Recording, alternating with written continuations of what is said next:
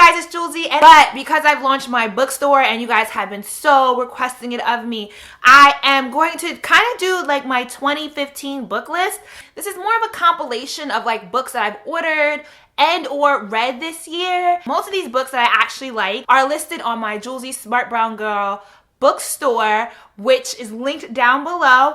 I have a novice reader list, an avid reader list, and I will also be curating my list of current reads. So what are my rotations of reads are currently, and hopefully in September we will be able to launch this book club. I have a bunch of books sitting right behind me on my bed, and there's actually quite a few. I didn't realize how many books I've ordered. I am like every other week ordering 2 to 3 books. What I just finished is Ta-Nehisi Coates' Between the World and Me. Once we start the book club, this will be the first book that we do. So go ahead, purchase it, read it. Loved it. Phenomenal book. I have to do a full review on it later. Get to the book club thing on it later.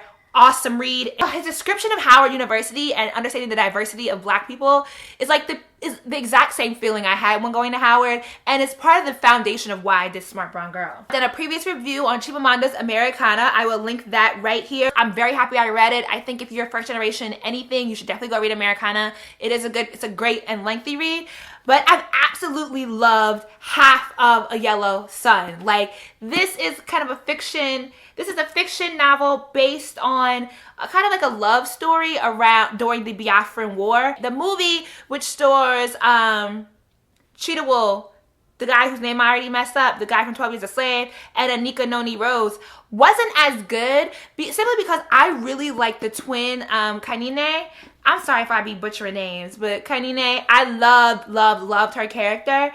And her character wasn't really that developed in the movie, but in the book, she's like hands down my favorite and very, very interesting story. Speaking of Biafran War, I live in Houston and I have quite a few Nigerian friends here. And one of them, there's a book club that I went to once or twice, and somebody in the book club recommended that I read Chinua Achebe's memoir, There Was a Country. So I started reading this book. I read actually a lot of it is, I've read more than half, because about this much of the book is reference notes. This much of the book is reference notes, and this is how much I've read, and this is how much I would have left to read. And this really intellectualizes, if that's a word, the war that happened. And, you know, not that I didn't think that the players in the war weren't intellectual people, but it gives it the same kind of nuances that we give to how, like, Lyndon Johnson and Robert McNamara dealt with the Vietnam War. So in that tone, I mean, I got through half of the book and was like, girl, I don't really care that much about Biafra, but it was nonetheless, you know, great perspective. And then because I read Chinua's book, I was like, well, you know, I'm a big fan of Wole Soyinka, who happens to be a Nigerian Yoruba author. So I went, because I'm a nerd, and got his book, which is You Must Set Forth at Dawn. So I thought Chinua's memoir was long. Girl, look at this small print. This, you can't even see it. It's so tiny. What's interesting is I think when we talk about colonization, we don't think about the literati that came out of that, and that a lot of the writers who came out of these African countries were very highbrow intellectuals that were chilling with James Baldwin, chilling with who's the dude that wrote the Grapes of Wrath? That guy, that white guy. Girl, look, I'm running all types of blanks. But they were chilling with the literati of America, and not just the Black kind of civil rights activists, but also, you know, the white authors of that time. A lot of these authors kind of had a cross-cultural connection with these other authors and musicians, and so it's very interesting. What I like more about Wole's book is the language in it is also very heavy and kind of archaic. You will expand your vocabulary reading either Chinua or Wole's memoir, but Wole's kind of has a more fluid read. It is more like poetry. It stays true to his style in the plays that he's written. So if you're familiar or you like any of his readings, I think his memoir might be a little bit easier to digest. I know people think I'm obsessed with Nigeria, whatever. I like culture with a capital C, and I love the diversity of Black people, and I think if you read Ta-Nehisi Coates, you'll understand where I come from a little bit more. But I just like reading about the kind of era of where this like Black literati was very well cultivated. Similarly, which leads into the next book that I actually finished and completed. And I also met this author whose name, he's Kenyan, Weve Not Child. I met this author and I met Evelyn's little brother because he spoke at University of Houston. Ngugi wa Thiong'o, girl, messed that all up. Weve Not Child is just a very short, it's actually, I think in certain places is read in like elementary, middle school. It is about two brothers who come about in Kenya post World War II. Now it's a fiction story, obviously. I think in context, this is a book that you can read with your children. If you have a 10-year-old and up, they can definitely digest this book. And it's great to read because it teaches, there's a lot of motifs in it, in that it talks about kind of the struggle between understanding where you come from and wanting to move forward from that, the struggle between being a part of your community but also wanting to progress.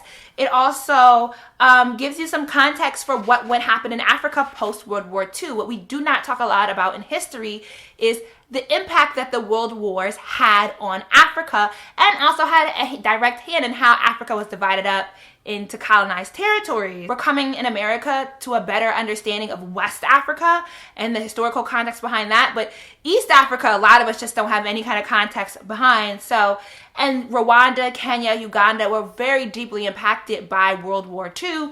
And so this is a great starter to kind of give your child a good historical starting point for understanding the Africa as a continent and the massive continent that it is. And it's just a really good book overall. This is a book that I finally got a copy of and I've read a million times over. It is James Baldwin, The Fire Next Time. It is, I believe it's 2 essays, starting with one that he reads to his nephew. I think this is a great read, not only just because of, like, it's James Baldwin, duh, but also understanding kind of the flow that Ta-Nehisi Coates takes in his writing. And a lot of the reviews specifically mention The Fire Next Time of James Baldwin. So I personally do not think that Baldwin and Coates' writing style is that similar. I think they happen to be both black men who pen novels as letters to relatives, to younger relatives. But Baldwin is definitely more of a preacher. I mean, he was a preacher. It's a lot more steeped in God and faith and religion. And he's a lot more kind of stern and like boom, boom, boom and long-winded in his writing. And Coates is more of like he's an atheist, and he came out in the era of hip hop, so his writing has more of a beat to it. But, you know, be a smart brown girl and read both and contrast and compare. For fun, I got Samantha Irby. She writes for verysmartbrothers.com. She also has a blog. She's effing hilarious. And I got her book collection of essays, Meaty, which are just fun. Awkward black girl, funny as fuck. Like, just really, really good reads. And she's just effing hilarious. Like, I can't even say any more about it. Also read Ghana Must Go by Tai Selassie, which is about a family, a Nigerian Ghanaian. It talks about kind of their relationship with their father and how his choices in life impact, disrupt, and bring the family back together again.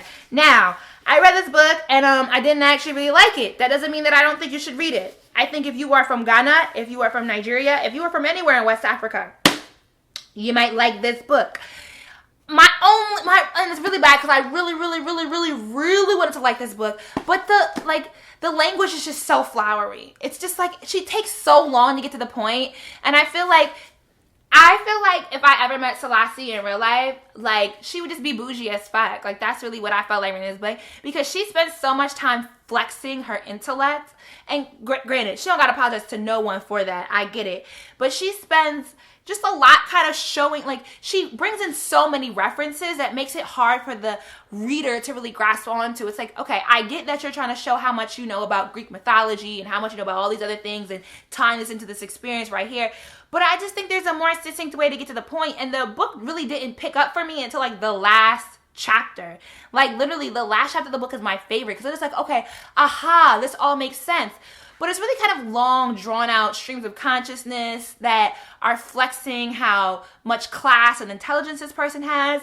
And so it's a little off-putting, but I did finish the book. I mean, I think there is an audience of people that would definitely like this book. I'm just wasn't my favorite. Ntozake Shange's second book, Lillian. I bought this because I thought maybe I could read it. I got up until...